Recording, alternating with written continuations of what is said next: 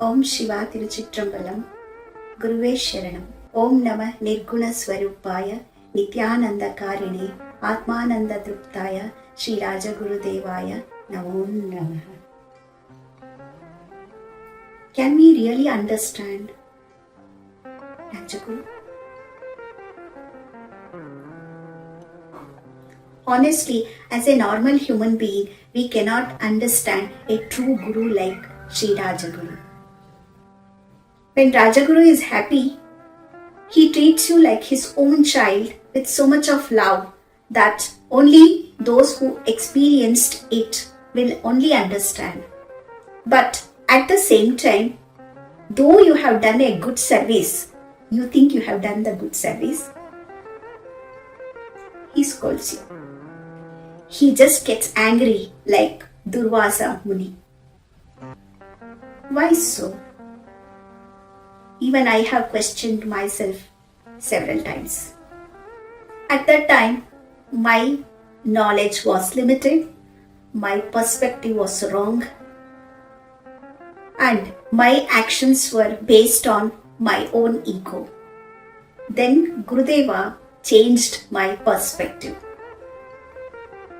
It doesn't mean that now I have the ability to understand him fully, but I have changed the way I look at it.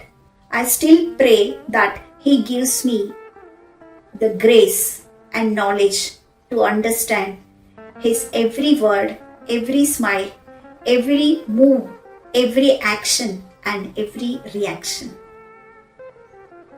Because it is very important. Being with my Guru, every gesture is a teaching. Every response is a guidance. And every interaction is an opportunity for inner wisdom. And everything carries inner profound meanings. Also, behind his every action lies a true compassion, wisdom, and a great inner purpose. Earlier, I used to ask myself again and again, what did our Guru mean by this? But that didn't help me much. One day, he was telling a devotee, I am like a mirror, I am just what you think. At that moment, it just flashed in my mind that my approach to Guru was wrong. I need to change my own perspective. I started looking for answers within me. Now I always ask myself, what is my Guru trying to show me about myself? I learned that his words are not about others.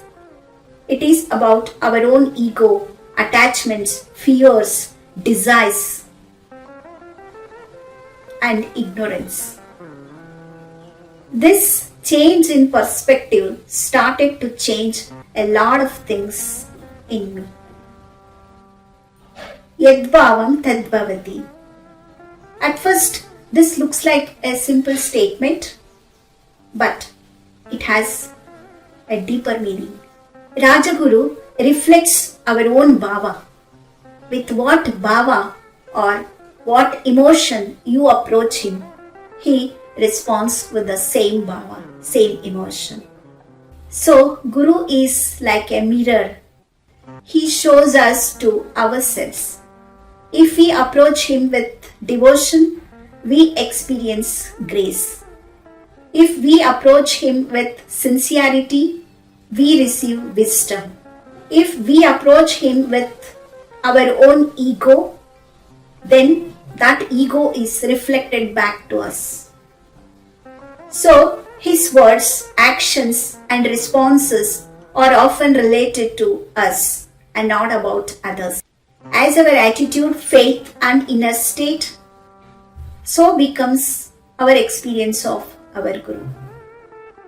In Bhagavad Gita, chapter 4, verse 34, Lord Krishna says, Tadvidhi pranipatena pariprashnena sevaya upadekshyanti te gnanam gnaninas tattvadarshinaha. Lord Krishna says that true knowledge is not just about listening, but about the attitude you hold towards your Guru. So, Krishna says, approach your Guru with deep humbleness and reverence without a glimpse of your ego. Ask questions with an earnest desire to learn rather than the challenge.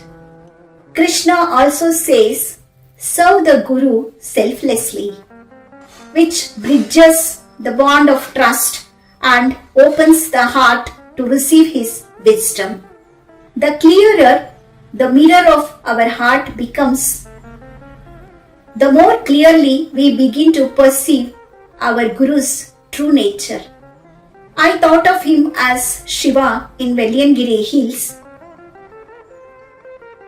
He showed up as Shiva and helped me to complete that trek successfully. Let us first understand ourselves and correct our own behaviors and actions.